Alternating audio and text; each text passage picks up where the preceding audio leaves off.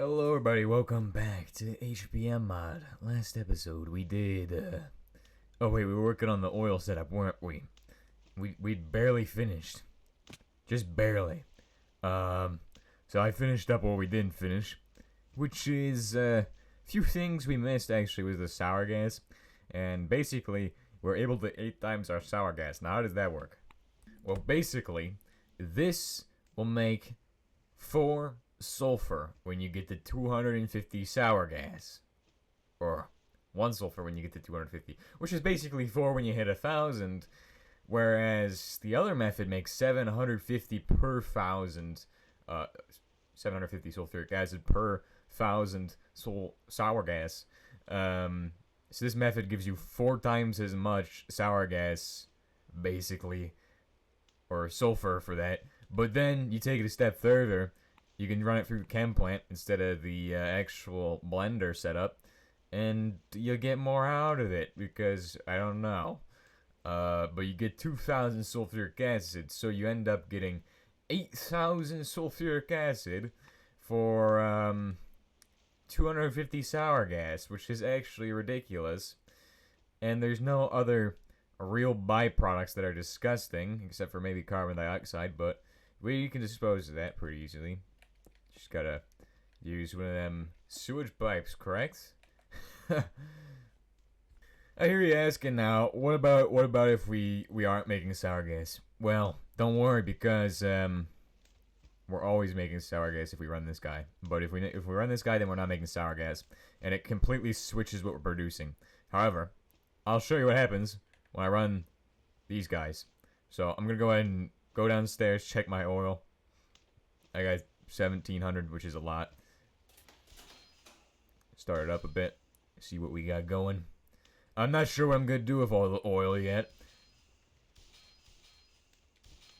but basically goes to here, does stuff, and this is all being disposed of correctly, so that is perfect. This sour gas is being sent down to here, where it is now making the sulfur and the coker stuff. Which the sulfur then goes to here. That's 250, and it gave us 2,000 sulfuric acid. Sulfuric acid comes out a pipeline all the way down here and gets sent off over to here. Perfect. Now, unsaturated hydrocarbons are produced downstairs via the oil refinery. Now, I also do have the coal oil set up too. Massive pipeline that just runs through the base for exhaust and coal gasoline and coal tar creosote, which we export the coal tar export coal gasoline, import the creosote through this pipe here. Coal gasoline is also used somewhere over here for this guy, who uses what, like 10 of them? Yeah, 10 millibuckets per take. So yeah, he spends a lot of it.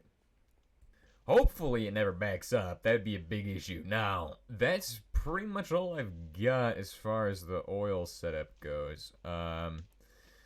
Hydrogen is disposed of through a sewage pipe. The carbon dioxide disposed of through a sewage pipe. Yeah, practically everything is disposed of via sewage pipe. So, engine lubricant, of course, is over here. And do we have any heating oil stuff? No, we don't, because heating oil is still building up, isn't it? Isn't it? Okay, we do have a little bit of heating oil in there. This switch here at the front is actually the best switch I've ever made. Instant switch for both. Well, actually, they're on the same timing, so they're both a tick of delay, and when that's for when it switches. So it's kind of a bit of delay, but that's fine.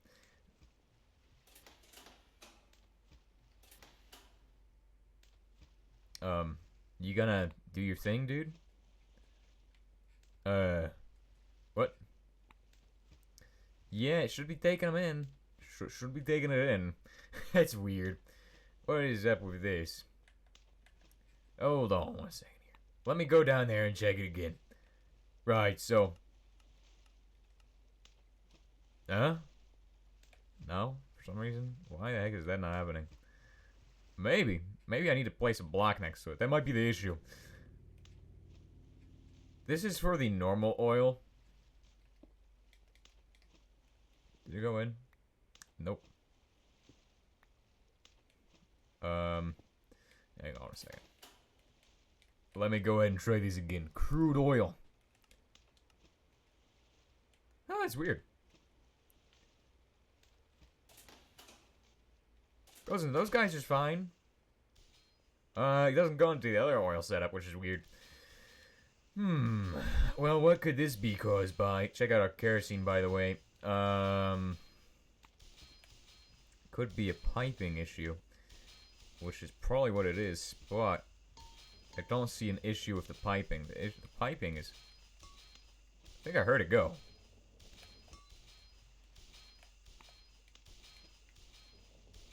No, it's not going. Is he going? This guy's not going. What is this? Okay, do you need to be reset crude oil again? Yeah? No. He's just not working. Not sure why that is. I mean, they're doing a pretty good job, aren't they? We're not getting any actual backup, it seems like, which is actually impressive. Because usually you get some backup from this. The RTGs downstairs are running polonium and strontium and the other thing. Strontium and cobalt are the actual best if you're not trying to replace them every 2 minutes. Although, maybe you want them to decay faster than those because they decay so slowly that once they get decayed, it'll take a long time to actually fully deplete them into what they make, which in this case is a decayed nickel, which is the only way to get nickel in HBM mod as far as I know. I'm not sure why it's decayed nickel, because there is no nickel ingot. Maybe I could make a nickel block at some point or something. Maybe nickel deco block. Could we get nickel?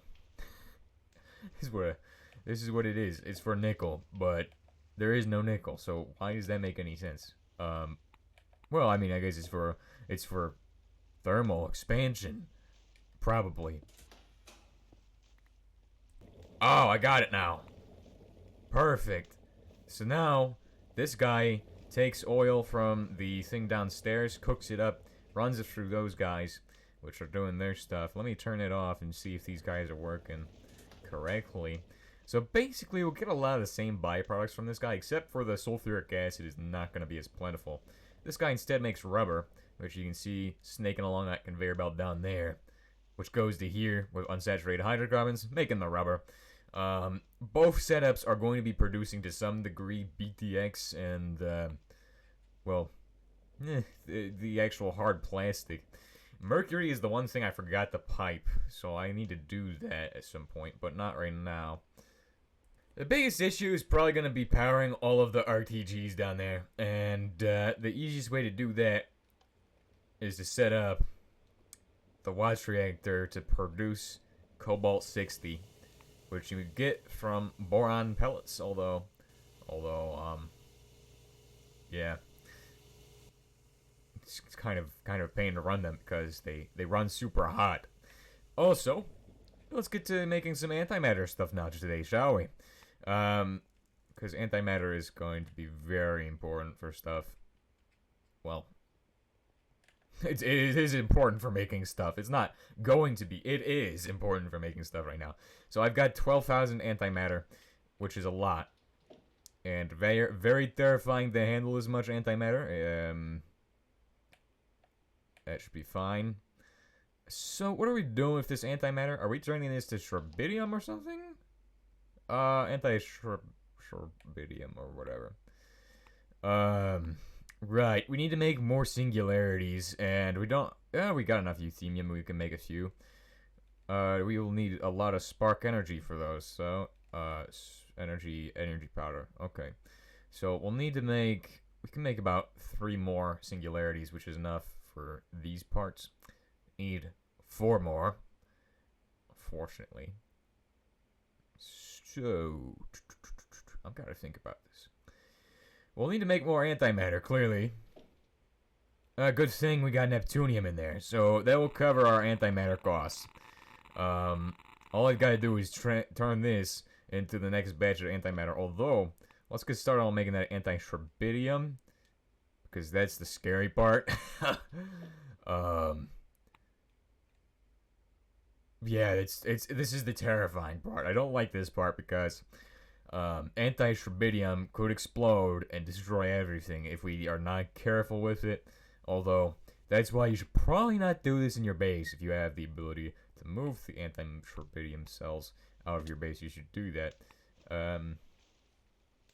Alright, so we're now disposing of bitumen as well, which is working out amazingly. And the bitumen actually ends up sending all of the crude oil back into the tank. So that means that instead of actually just sending the crude oil back through that setup, we could actually send it through the vacuum refinery setup, which is amazing. Not sure why we're back here again, because, I mean, I was talking about antimatter or whatever it was that we were going to make next. The basement is actually pretty amazing, though, too. Basement level is always fun, but when you get the basement and it looks like this, I mean, this is a beautiful basement. Also, we are doing the hydrogen peroxide recipe for the sulfuric acid, by the way. Hydrogen is disposed of here for both this and the catalytic reformer. So, carbon dioxide is disposed of here because, well, the environment needs carbon dioxide. It's a pretty natural thing, isn't it? Alright, so our four... these are dangerous, dude. Dangerous stuff. Put them into here. Don't mess it up. Okay. There's the anti-shrubbidium. We actually will need them as cells again. I'm just not dealing with them right now because... No, I'm not dealing with that right now. It's dangerous stuff. So all of these are going to need shrubbidium blocks. Then also, I need to make these neptunium in the next batch of antimatter, so let's get started on that. Actually, these will become plutonium, but that's used to make antimatter. It's the best way of making it. So, I always do the process from uranium to neptunium to antimatter, and that gives me... or to the anti-shrubbidium. But this process here is also giving me antimatter as a byproduct, the first 3 steps, besides anti-shrubbidium, which doesn't give you the antimatter byproduct, fortunately. I would say unfortunately, but it makes sense, and is pretty reasonable why I would not do that. So, we are going to take these, one of these, we're going to make... We'll have 1 extra nugget from this, so this will leave us enough for 4. We'll need some shrubbidium blocks. Yeah, these are very dangerous. We're gonna need a lot of dinosorium. I don't know, man. Should I make some of that on my own? It's a pretty good question, because that stuff takes a lot of time to make due to the energy cost of making it. Not sure yet. We'll figure that out when I get there. But first, let's go ahead and take like 9 of these. Let's make 27 of these into 3 blocks. Correct. And this stuff, you can build your base out of it. It looks pretty beautiful, doesn't it? It's got a nuclear symbol on it and everything. Now, this is the worst place to be doing this. Not sure why we're doing it here, but yeah, why not? Probably should have done this outside of the base, but there's 3 new black holes. I mean, singularities. The single most terrifying item you can produce in this game is the singularities, the black holes, the things that you drop on the ground, and it will cause a massive destructification of your base. We're almost to the point where we can make the spark energy thingy. And I'll be happy. Because I'm never making this again. It's actually terrifying. I'm actually afraid that I'm going to blow up my base.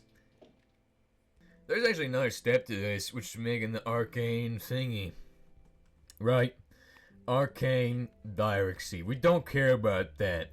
We care about Spark Arcane Mass Energy Void. Which requires the Spark Singularity. So... this looks painful.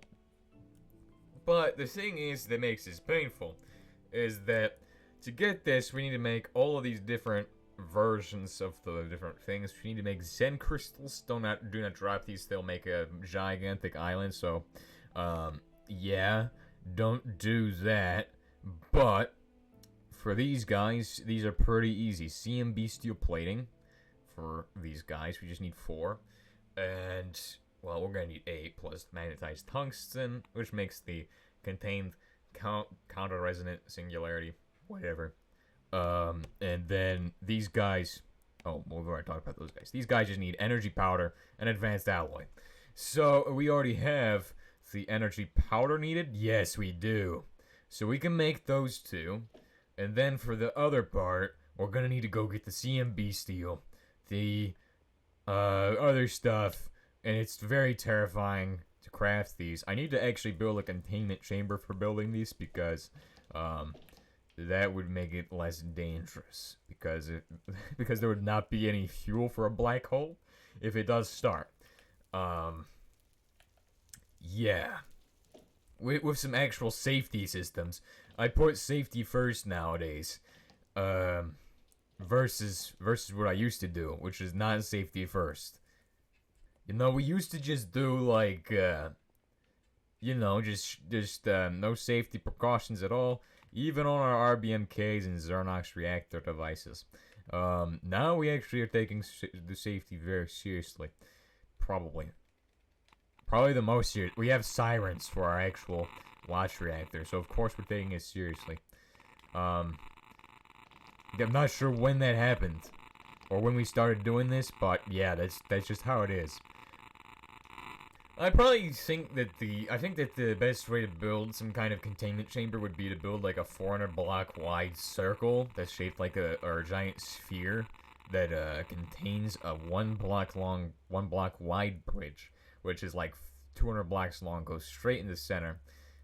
I think that'd be the most optimal way of doing it, because then if it melts down, or no, if it ends up going wrong, we drop something like maybe one of those anti-sherbidium cells, well, the anti-sherbidium cell will just annihilate inside that giant sphere instead of annihilating our base. And if there's a black hole, the 1 block bridge only provides 1 block for every block it can grow, which I mean is limiting its growth ability because it needs blocks to grow. Of course, I'm not sure if that's true for HBM mod doohickeys, but I think it is. So, some of them at least can grow infinitely. I'm pretty sure the regular black hole can do that. I don't remember for certain, although it would make sense if it could. So we need to make 8 CMB steel plates now. Is it CMB steel plates or is it just CMB steel ingots? Yes, it is CMB steel plate. Okay. This is actually amazing. We almost have the spark singularity, which is terrifying in itself because it's more expensive than any other singularity you can make. But, hey, we've almost made it. We just gotta do some other stuff and doohickey stuff. But also, we're gonna need more euthemium, which is a pain because that requires me to run the particle accelerator, and I don't want to run the particle accelerator because it's expensive. We're short on the antimatter for the next step, although we could try making tennessine by hitting the plutonium with plutonium, which does make the tennessine, so we'll do that. It gives us 58. 2 stacks of 58, which is a lot. It's a lot. Okay, just shove all this in here and shove some of this in here, and that will make like a ton of antimatter. How much do we need? We only need like 200 more, and this will probably make about 1,000, so I think we'll be good. I don't know how much it makes. I think it's variable. Right, so now that we got these guys done, we just need to make 3 of those in there. We gotta be super careful with these, not to ever mess up with one of them again. Always being concerned with these things potentially exploding because I accidentally throw them on the ground or something stupid will prevent us from accidentally throwing them on the ground or something stupid. So that is the best protocol for dealing with these things, is to just remember that if you throw it on the ground it will explode, and keeps telling yourself about how it will explode no matter what, so that way you never end up accidentally making that kind of mistake. And when you do make that kind of mistake, then you'll really regret it because you should have known better. Alrighty, so I got my black hole stuff ready to go. I'm ready to make the last black hole. Singularity thing. Doohickey. Stuff. Item. Thing. It's gonna be very, very fun. Yeah. Because I love making me a singularity. Well, I need to get the tribedium. So I need to get 1, 2, 3, 4, 5, 6, 7, 8, 9. Boom.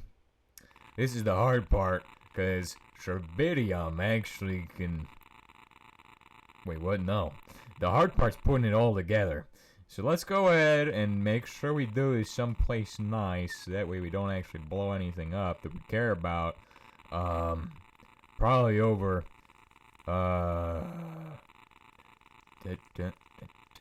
Maybe just grab this crafting table. Actually, just do it here. This could be very bad if it goes wrong. So I mean, I hope those go on the edges. I'm pretty sure it's euthemium on the edge. Dang it! Dang it! Oh dang it! Come on! Oh dang it! Oh dang it! Hey, I made it! Singularity! Don't even right click with that. That could be bad. That could be bad.